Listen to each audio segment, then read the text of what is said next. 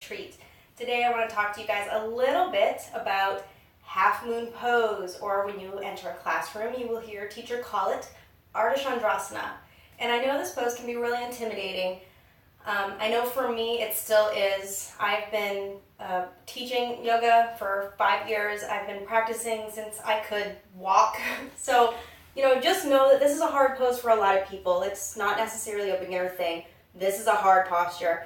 And I congratulate you on getting this far into your practice already, because this is a toughie. So a couple of cues I just want to give. A lot of times your teacher will tell you when you're coming into a balancing pose, they'll say things like put a micro bend in the knee so that you're not locking the leg.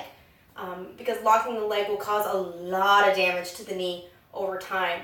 But what I find is that when people hear micro bend, they do this. This is not a micro bend. This is not what we want, because you'll find yourself unstable and unbalanced. So my cue, is to find length in the standing leg. Collapsing into the hip is a big no-no. We never want to see this. We want to find a lot of length and strength coming from the floor all the way up. And then, rather than tell you to put a micro bend in the knee, I would ask you to engage the muscles of your thigh. What does that do? Engaging the muscles of your thigh will put a natural lift in your kneecap. And that natural lift in the kneecap is going to keep you from locking your leg completely back, where you end up finding all those problems. So, rather than thinking about bending your leg just enough, but not too much, you're really only thinking about putting more power and strength and stability into the leg as a whole. So you're thinking to yourself, okay, if I flex my quads and I flex my thigh really, really hard, look at all that strength and that balance and that power, and you are naturally going to protect the knees that way. So I encourage you to throw on a pair of shorts and look in a mirror and watch yourself flex the thigh muscles and watch that really small shift of the kneecap raising. So that's my first big cue.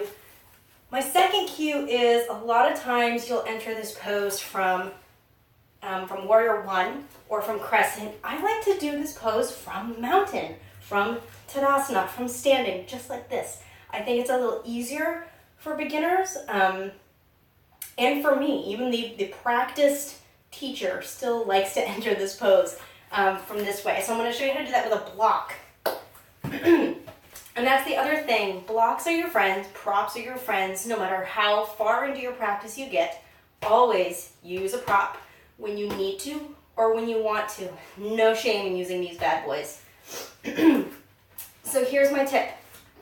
Standing leg is going to be my right leg. Left hand goes to my hip, putting all the weight into that right leg, flexing the thigh, raising the kneecap. Block goes out in front.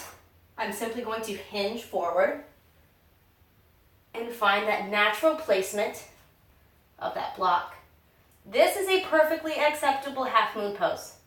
You can play with opening the hip here, or you can stay just like this. This is a really hard part of this posture, is figuring out how to open and stack the hips. So this just gives you a little bit more stability. I find when your heart center is raised up off the ground a little bit. And hey, when you fall, smile and laugh about it. So that's my first big tip. My other cue is when you have a wall handy, walls are excellent props. So if you figure out roughly a leg's distance from the wall and stand back two, forward fold, hands to the floor, half forward fold, raise that right leg up, contact with the wall, turning out the toes, and finding that natural twist in your half moon pose.